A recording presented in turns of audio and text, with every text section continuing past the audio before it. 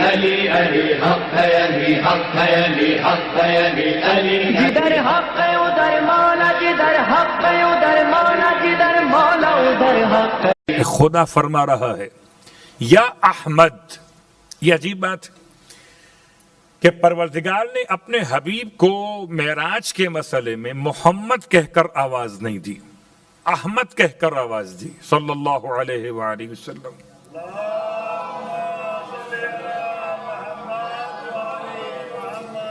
حالانکہ آپ ایک ہی وقت میں محمد بھی ہیں اور ایک ہی وقت میں احمد بھی ہیں۔ شاید فرق یہ ہے کہ جیسے جناب عیسیٰ علیہ السلام کے حوالے سے خدا نے پیغام دیا کہ عیسیٰ نے بشارت دی آنے والے پیغمبر کی نام ہوگا احمد، تو جب تک نہیں آئے زمین پر رہے احمد، آ گئے تو ہو گئے محمد۔ تو خدا نے سمجھایا کہ تمہارے درمیان محمد ہے، ہمارے پاس احمد ہے۔ تو اب الفاظ کیا ہے؟ وجبت محبتی، خدا کہتا ہے میری محبت واجب ہو گئی، مستحب نہیں، واجب۔ جس سے خدا واجب کہہ دے اس میں کوئی فقہی بحث تو نہیں آئے گی۔ کون سا واجب ہے؟ واجب کفائی، واجب عینی، واجب توسلی، واجب تعبدی، کون سا واجب ہے؟ کہ اگر خدا لفظ واجب کہہ دے تو ساری بحث فقہی اعتبار سے نہیں ہو سکتی۔ وجبت محبتی، وہ کہتا ہے کہ میری محبت واجب ہے ان دو افراد کے لیے جو آپس میں ایک دوسرے سے محبت کریں، میری محبت کے لیے۔ اللہ اکبر! کس طرح معاشرے کو، انسانوں کو آپس میں جوڑنے کا طریقہ خدا معراج پر پیغمبر کو عطا کر رہا ہے۔ یاد رکھیے آپس میں اختلاف کر کے خدا کی محبت نہیں مل سکتی۔ اپنے مفاد کی محبت اور ہے، اپنے مفاد کی لڑائی اور ہے۔ وہ کہتا ہے میری محبت کے لیے جو دو افراد مل کر آپس میں محبت کریں گے، میری محبت ان دونوں کے لیے واجب ہو جائے گی۔ کبھی اپنے خاندان کی بات کیجئے، کبھی اپنے محلے کی بات کیجئے، کبھی مسجد کی بات کیجئے، کبھی امام بارگاہ کی بات کیجئے، مولائیوں میں رہ کر مولا کی بات کیجئے اور محبت کو محسوس کیجئے۔ وجبت محبتی للمتحابین فیہ، وہ دو آپس میں جو محبت کریں میری خاطر، میں ان دونوں سے محبت کرتا ہوں۔ وجبت محبتی، اور میری محبت واجب للمتعاطفین فیہ، دو افراد کے لیے جو آپس میں ایک دوسرے سے نرمی برتیں میری خاطر، مفاد کی خاطر نہیں، کوئی اور حوالہ نہیں، صرف محبت خدا۔ اللہ اکبر! سرکار سید الشہداء امام حسین علیہ السلام کی بارگاہ مقدس، اتنا شاندار اور حسین پیغام۔ امام علیہ السلام گزر رہے تھے ایک ایسے باغ کے قریب سے جہاں آپ نے غلام کو اس طرح مشاہدہ فرمایا کہ خود ایک لقمہ روٹی کا استعمال کرتا ہے اور ایک لقمہ سامنے بیٹھے ہوئے حیوان نجس یعنی کہ کلب کو ڈال دیتا۔ امام قیام فرماتے، اس کے عمل کو مشاہدہ کرتے، ایک لقمہ، دو لقمے، تین لقمے، آپ نے مشاہدہ کیا کہ ہر ایک لقمے کے ساتھ وہ انصاف کر رہا ہے، ایک خود لیتا ہے، ایک اسے کھلا دیتا ہے۔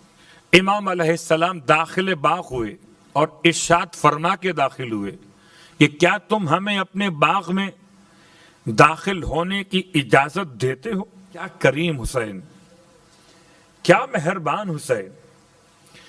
ہم اور آپ تو شاید پوچھنے کی زحمت نہ کریں، مگر امام ایک غلام سے بھی پوچھ رہے ہیں اور آپ کے الفاظ میں مستقبل کی پوری بشارت موجود ہے۔ کیا میں تمہارے باغ میں داخل ہو سکتا ہوں؟ جبکہ یہ باغ کا مالک نہیں ہے، باغ کا ملازم ہے۔ وہ کھڑا ہو گیا، امام کا احترام کیا، سلام کیا۔ امام نے اس کے اس عمل کی تعلیل دریافت فرمائی، وجہ پوچھی، نارملی انسان حیوان کو کھلا دیتا لیکن اس طرح کھلانا کہ ایک خود کھائے.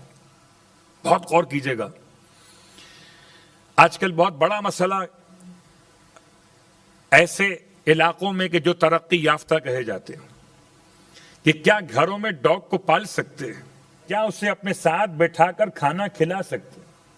یہ واقعہ ہمیں بتا رہا ہے کہ خلق خدا سے محبت اور ہے اور طہارت کا مسئلہ اور ہے, اور اس میں کوئی شک نہیں کہ حیوانات کی اقسام کا مسئلہ بھی مختلف ہے. کون سا حیوان کس مصرف کے لیے استعمال کیا جاتا ہے اس اعتبار سے اس کے گھر میں رکھے جانے کا حوالہ. خیر میں فقہی مسئلہ بیان نہیں کر رہا, بس ایک اشارہ مکمل کیا. یاد رکھیے گھر کے باہر اگر آپ نے کوئی حیوان پالا ہوا ہے اسے آپ اگر خوراک کھلاتے ہیں تو کوئی عیب نہیں ہے. امام نے اس سے سوال کیا, وہ کہتا ہے مولا سے کہ مولا میں نے آپ کے جد کا فرمان سنا تھا. کیا فرمان سنا تھا؟ کہتا ہے آپ کے جد کا فرمان سنا کہ ادخال السرور فی قلب المومن افضل الاعمال بعد الصلاۃ. نماز کے بعد سب سے افضل ترین عمل کہ کسی مومن کے دل میں خوشی داخل کر دی جائے. نماز کے بعد سب سے افضل عمل کہ کسی مومن کے دل کو راضی کیا جائے. تو یا ابا عبداللہ میں اس قابل تو نہیں کہ مومن کو راضی کر سکوں. میں نے سوچا کہ میں بھی اللہ کی مخلوق ہوں, اس باغ کے مالک کا ملازم غلام, اور یہ حیوان کلب بھی اسی باغ کے مالک کا غلام یعنی کہ پلا ہوا ہے. تو میں نے سوچا کہ ایک لقمہ اسے روٹی کھلا کے اپنی روٹی میں سے اس کے دل کو خوش کر کہ شاید وہ ثواب حاصل کر. اللہ اکبر. سرکار سید الشہداء نے باغ کے مالک کو بلوایا, باغ کے مالک سے اس غلام کو خرید لیا.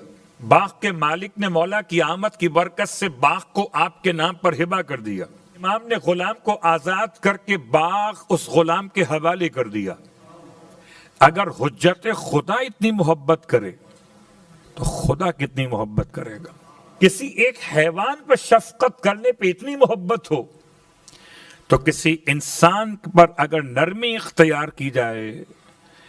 اور میں خاص پیغام دینا چاہوں گا ان افراد کے لیے صاحبان اختیار ہیں کہ ماہ مبارک رمضان میں ذرا سا ہاتھ رکھیں نرم. صلوات پڑھے محمد والے محمد.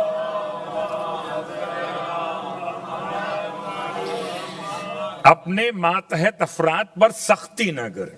وجبت محبتی للمتعاطفین فیا. میری محبت واجب ان دو افراد کے لیے کہ جو ایک دوسرے کے ساتھ نرمی اختیار کریں میری خاطر.